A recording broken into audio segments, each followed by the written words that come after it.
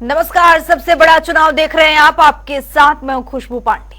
प्रधानमंत्री नरेंद्र मोदी मिशन 400 पार के लिए पूरे दमखम के साथ प्रचार प्रसार में जुटे। इसी कड़ी में आज प्रधानमंत्री मोदी ने आज बस्ती और श्रावस्ती में बीजेपी प्रत्याशी के समर्थन में चुनावी जनसभा की। इस दौरान सीएम योगी आदित्यनाथ भी मौजूद रहे हैं। बता दें कि प्रधानमंत्री और मुख्यमंत्री दोनों ने मिलकर बीजेपी सरकार की उपलब्धियां भी गिनवाई और विपक्ष पर जमकर प्रहार किया है। डरना है तो वो डरे, और भारत न किसी को डराना चाहता है, लेकिन भारत हमें डराने वालों को कभी भी बख्शेगा नहीं, ये भी साफ है। और इसलिए भारत आज घर में घुसकर मारता है।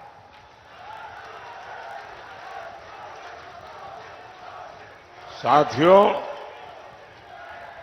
मैं सपा कांग्रेस के दोनों शहजादों की फ्लॉप फिल्म की बार बार रिलीज से हैरान हूं। ये दोनों शहजादे अब मिलकर अफवाह उड़ा रहे हैं। ये कहते हैं यूपी की 79 सीट जीत जाएंगे। मैं पहले सुना करता था कि लोग दिन में सपने देखते हैं। मुझे अब पता चला दिन में सपना देखने का मतलब क्या होता है। इंडी गठबंधन पूरी तरह ध्वस्त हो चुका है।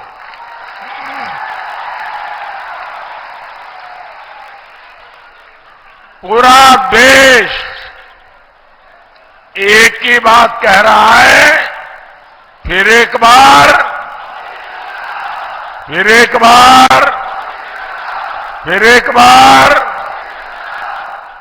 साथियों, कल मैंने कुछ वीडियो देखे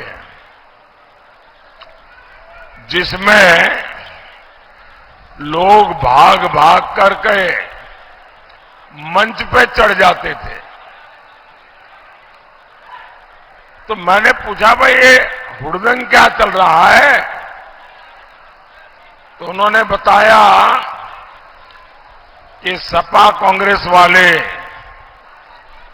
रैली में लोगों को लाने के लिए कॉन्ट्रैक्ट देते हैं।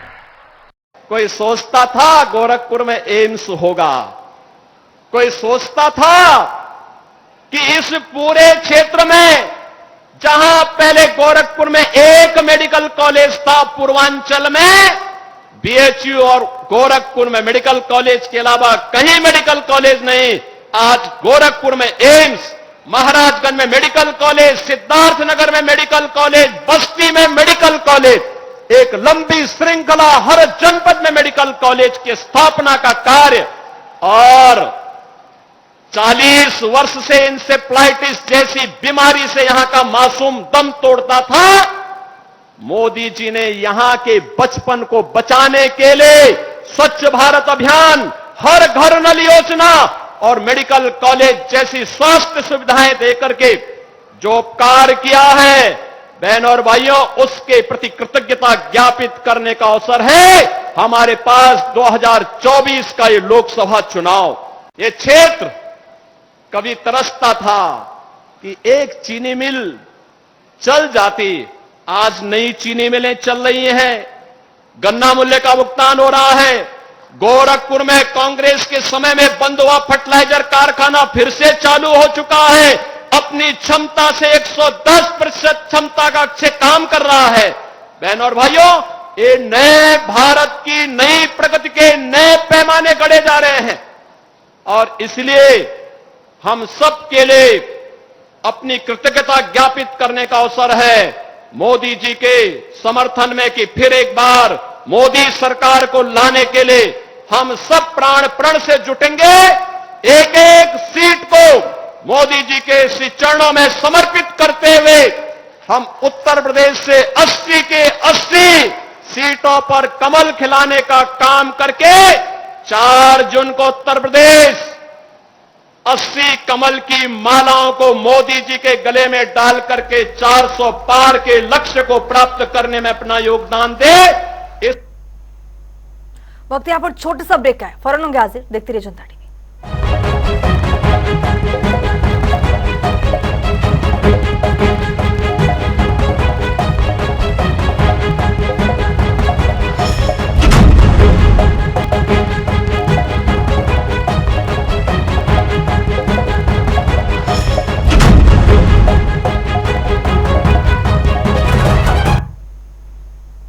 ब्रेक के बाद स्वागत है जनता टीवी में। उत्तर प्रदेश के मुख्यमंत्री योगी आदित्यनाथ ने जौनपुर के मुंगराबाद शाहपुर में राजकीय इंटर कॉलेज में जनसभा को संबोधित किया। उन्होंने जौनपुर लोकसभा सीट से बीजेपी प्रत्याशी कृपा शंकर सिंह को चुनाव चिन्ह कमल के फूल पर 25 मई को वोट देने की अपील की है। साथ ही उन्होंने बताया है कि पूरे देश में एक ही स्वर में है, फिर एक बार मोदी सरकार, अब की बार 400 पार। आपने देखा होगा, एक तरफ राम भक्त हैं जो राम के प्रति अपना सर्वस्व न्यौछावर करते हुए भारत को दुनिया की एक बड़ी ताकत बनाना चाहते हैं। दूसरी तरफ रामद्रोही हैं, वे राम का तो विरोध करते ही करते हैं, लेकिन राजनीति के इस हद तक गिर जाते हैं कि अब भारत का ही विरोध कर रहे हैं। क्या कहते हैं ये लोग?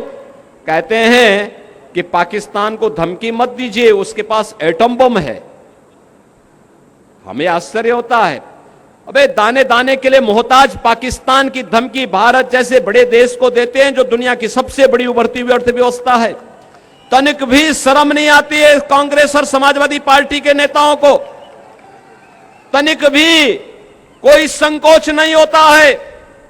और बहनों और भाइयों, जहां भी कांग्रेस ने अपने पार्टनर ढूंढे हैं, ढूंढ ढूंढ करके जितने भी दागी दल हैं, भ्रष्ट दल हैं, परिवार के दल हैं, इन्हीं सभी दलों को इन्होंने चुनावी मैदान में उतार करके पूरे देश के अंदर अव्यवस्था और अराजकता का जैसे ठेका सा ले लिया हो। लेकिन भारत जान रहा है, पूरा भारत जान रहा है, मोदी जी के नेतृत्व में हमने बदलते हुए भारत को देखा है। एक ऐसा भारत जिस भारत ने आज दुनिया के अंदर अपनी धाक जमाई है। वाराणसी में केंद्रीय मंत्री रामदास अठावले ने एक बयान दिया है। उन्होंने कहा है कि वे 400 पार करने की कोशिश में लगे हुए। साथ ही उन्होंने इलेक्शन कमीशन से मतदान की अपील की है, व्यवस्थाओं को बेहतर करने को भी कहा है।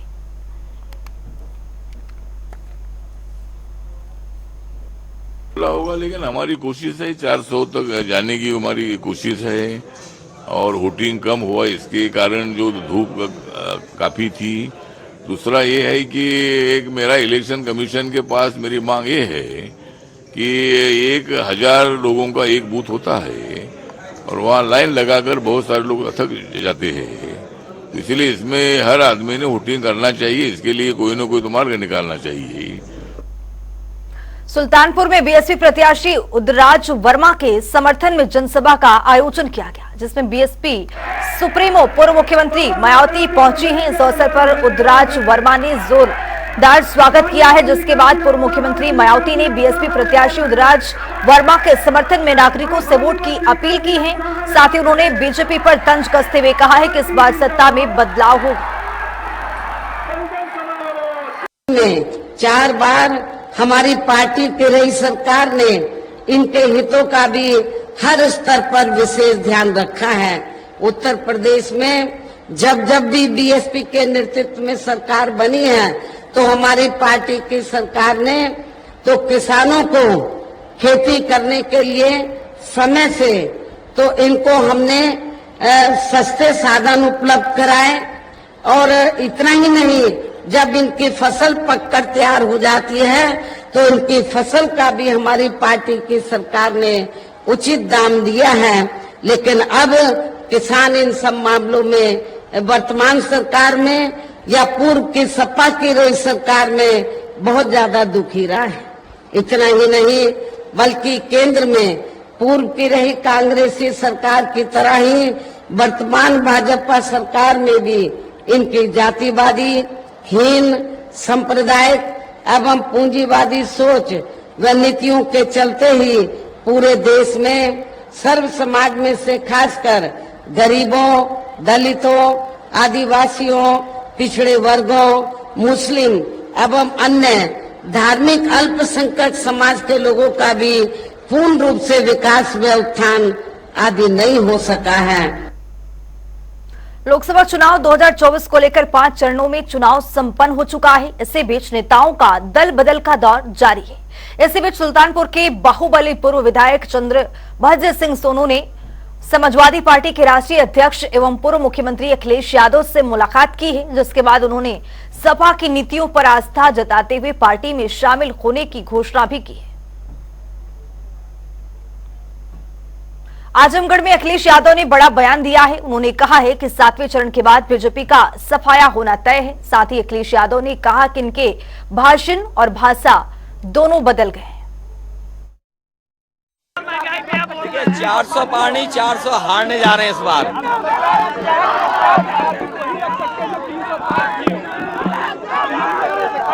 देखिए मुख्यमंत्री हमारे उल्टे पुल्टे मुख्यमंत्री हैं। उल्टे पुल्टे इसलिए कि 46 में 56 बोलते हैं, योग करते हैं तो डगमगाते हैं।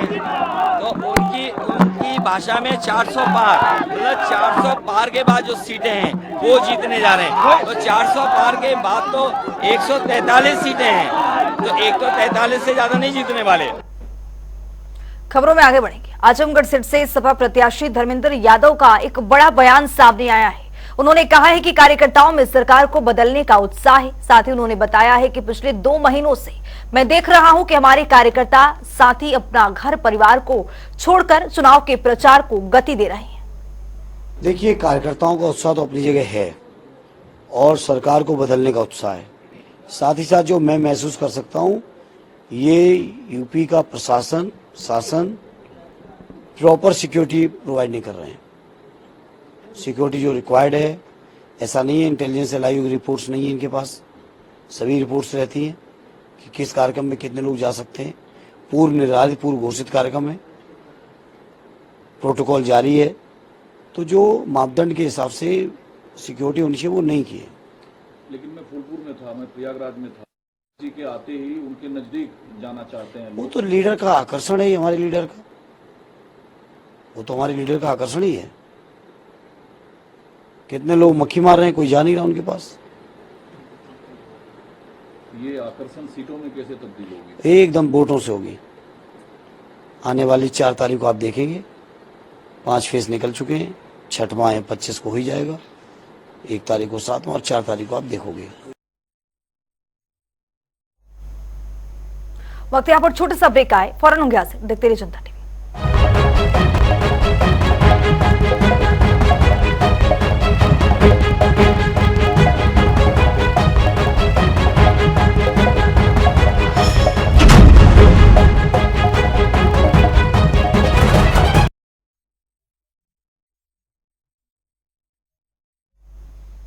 ब्रेक के बाद स्वागत है जनता टीवी में। कैबिनेट मंत्री ओपी राजभर ने बड़ा बयान दिया है। उन्होंने कहा है कि पूर्वांचल की सभी सीटों पर उनकी जीत होगी।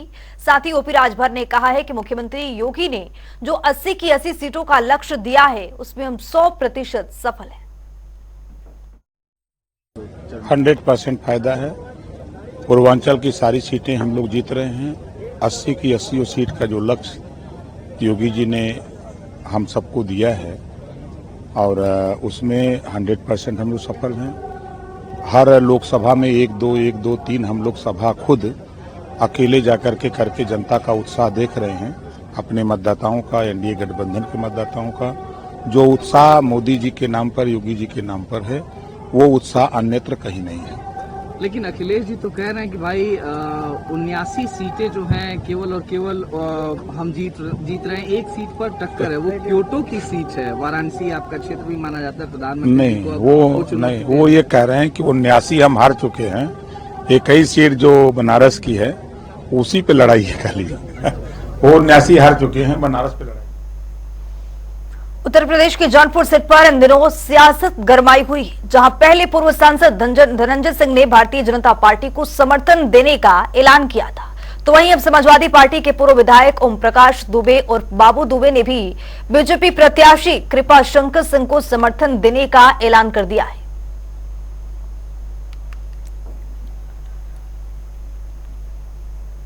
लखनऊ में बदमाशों के हौसले दिन प्रतिदिन बढ़ते जा रहे हैं। आपको बता दें कि लखनऊ में कुछ बदमाशों ने दिन दोपहर में फायरिंग कर लूट की घटना को अंजाम दिया है।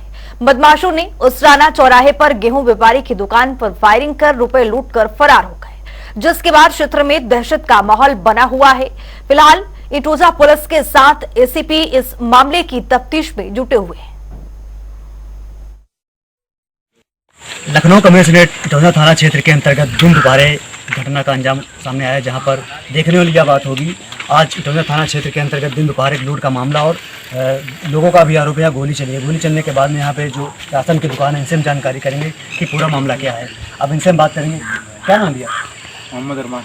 अरमान जी, गोली चलने का मामला क्या मामला था?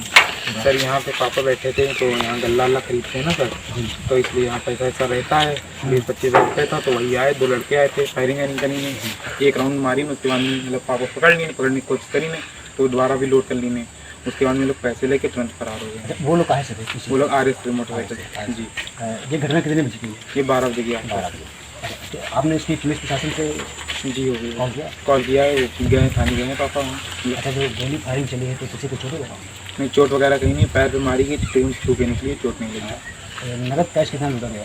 नगद कैश 22-25 हज़ार है। आप कौन थे? बेटे हैं जी। आप देख सकते हैं, ये लगातार उनके बेटे थे जो उन्होंने बताया कि फायरिंग ये ओपनिंग के तौर पे गोली चली। यहाँ पे गोली चलने में हालांकि किसी पर कोई घटना नहीं हुई। ऐसे में लगातार इटौंजा पुलिस निरीक्षण करने पहुंची। कैमरा पर्सन रियाज के साथ राजन टेबल, लखनऊ। इस बुलेटिन में मेरे साथ इतना ही। देश और दुनिया के तमाम खबरों के लिए बने रहिए जनता टीवी के साथ।